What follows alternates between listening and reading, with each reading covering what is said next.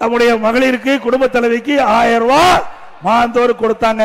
கொடுக்க வைத்தது அதிமுக கட்சி என்பதை நினைவு கொள்ள வேண்டும். இப்பொழுது 17 லட்சம் பேர் கொடுப்பதை அறிவிச்சிருக்கார். ஏன் முதல்ல கொடுக்கல?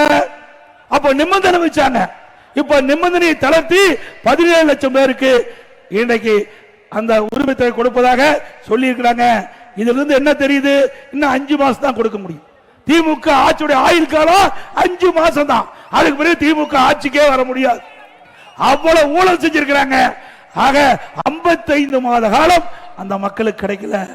இப்ப நிபந்தனை தளர்த்தி கொடுக்கிறீங்களே 17 லட்சம் பேருக்கு, அப்பொழுதே நிபந்தனையை தளர்த்தி கொடுக்கப்பட்டிருந்தால் அவருக்கு 32 மாதம், அவர்களுக்கும் மாதந்தோறும் 1000 ரூபாய் கிடைச்சிருக்கும். இந்த குடும்ப தலைவிகளுடைய கஷ்டத்தை பார்த்து கொடுக்கல. அடுத்த ஆண்டு நடைமுறை சட்டமன்ற பொது தேர்தலில் 17 லட்சம் பெண்களுடைய ஓட்டு தேவை. அதுக்காக இன்னைக்கு ஸ்டாலின் இந்த 17 லட்சம் குடும்ப தலைவிக்கு மாதந்தோறும் 1000 ரூபாய் அறிவித்திருக்கிறார். அதுபோல எங்க பார்த்தாலும் சொல்றார் ஸ்டாலின், நாங்க கட்டணமில்லாத பேருந்து விட்டோம், கட்டணமில்லாத பேருந்தோம், ஓட்ட உடசல் பேருந்து, ஓட்ட உடசல் பேருந்து. நீங்க பாத்தீங்க, ஒரு வாரத்துக்கு முன்பு ஒரு பேருந்து சக்கரை வெடிச்சு எதிர்த்து வந்த பகுதியில் கார்ல மோதி 9 பேர் இருந்துட்டாங்க. 9 பேர் இருந்துட்டாங்க. ஏற்கனவே சிவகங்கையில ஒரு ஓட்டுநர் அந்த டயர் நூல் தெரியுது அப்படின்னு மாவட்ட ஆட்சித்தலைவர் அழைத்து போய் நிறுத்திட்டார். நீங்களே வந்து பாருங்க, இந்த டயரை வச்சுட்டு எப்படி ஓட்ட முடியும்? சென்னையில கார்பரேஷன், இங்க சென்னையில் இருக்கிற மாநகராட்சி இருக்கிற நகர பேருந்து ஒரு பெண்மணி பஸ்ல பயணம் செய்கின்ற பொழுது அதுல கீழ் இருக்கிற பேஸ்ல இருக்கிற அந்த பகுதி, அந்த பிளாட்ஃபார்ம் உடைஞ்சு அதில் நடந்துகிட்டே ஓடுது. கத்தங்காட்டி அந்த பெண் கத்தங்காட்டியும் டிரைவர் நிறுத்ததுனால உயிர் பழந்தாங்க. டயர் கழட்டிட்டு ஓடுது. பல பேருந்து தள்ளித்தான் மக்கள் கொண்டு போறாங்க. இப்படி ஒரு மோசமான ஆட்சி, ஒரு நிர்வாக திறமையற்ற ஆட்சி, இப்படி மோசமான பேருந்துகளை வச்சு இன்னைக்கு ஸ்டாலின் பேசிட்டு இருக்கார். ஸ்டாலின் அவர்களே, நேற்றைய தினம் நீங்க திருப்பூர்ல பேசுறீங்க, பெண்கள் மத்தியில பேசுறீங்க, பெண்களுக்கு நிறைய திட்டங்களை கொண்டாந்தானே. எங்க கொண்டாந்த? தூய்மை பணியாளர்கள், தூய்மை பணியாளர்கள் யாரு? பெண்கள் தானே. எப்படி குண்டு கட்டா தூக்கிட்டு போய் கைது பண்ணீங்க? தினந்தோறும் போராடிட்டு இருக்காங்க. அவர்களை கொடுமைப்படுத்திட்டு இருக்கிறீங்க.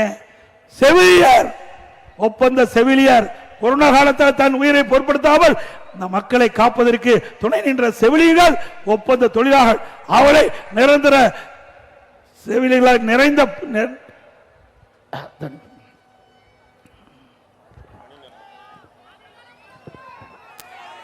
பணி நிரந்தரம் செய்ய வேண்டும் என்று கோரிக்கை வைக்கிறாங்க.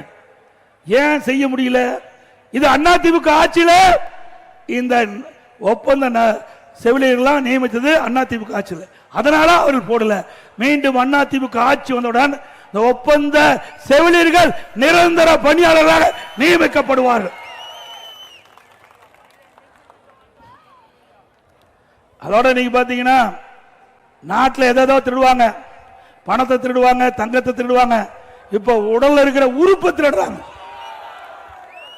நீங்க எல்லாம் கவனமா இருக்க வேணும். நீ ஏதாவது திமுக கட்சிக்காரர் நடத்துகின்ற மருத்துவமனைக்கு போய் ஆபரேஷன் பண்ணி இருந்தா உங்க உடம்புல உள்ள இருக்கிற உறுப்புலாம் இருக்குதான்னு ஸ்கேன் பண்ணி பாத்துக்குங்க. ஏன்னா உள்ள இருக்குது நமக்கு இன்னும் தெரியாத, டாக்டர் நம்பி தானே போறோம். ஆக திமுக கட்சி சேர்ந்த ஒருவர் மருத்துவமனையில் எம்எல்ஏ, திமுக கட்சி சேர்ந்த எம்எல்ஏ மருத்துவமனையில் முறைகேடு நடப்பதாக இந்த அரசாங்கம், திமுக அரசாங்கத்துக்கு தகவல் கிடைச்சி திமுக அரசாங்கம் ஒரு குழு போட்டு அங்க போய் சோதனை மேற்கொண்டு அந்த சோதனையில் கிட்னி முறைகேடு நடைபெற்றதாக கண்டுபிடிச்சு வெளியில் வந்திருக்குது. இதுவரைக்கும் நடவடிக்கை எடுக்கல. இன்னைக்கு வறுமையில் இருக்கின்ற தொழிலாளர்களுடைய பணத்தாசை காட்டி அவருடைய கிட்னியை திருடுவது எந்த விதத்தில் நியாயம்? திரு ஸ்டாலின் அவர்களே, யாரெல்லாம் இதில் முறைகேட்டில் ஈடுபட்டார்களோ அவர் மீது உரிய நடவடிக்கை எடுக்க வேண்டும். எம்எல்ஏ மருத்துவமனை என்ற காரணத்திற்காக திமுக கட்சி சேர்ந்தவர் என்றதுக்காக நீங்க நடவடிக்கை எடுக்கல.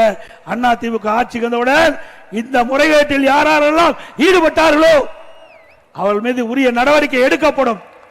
செய்திகளை உடனுக்குடன் தெரிந்து கொள்ள கீழ்கண்ட கேபிள் மற்றும் டிடிஎச் நெட்வொர்க்குகளில் எம் நாடு செய்தி தொலைக்காட்சியை காணுங்கள்.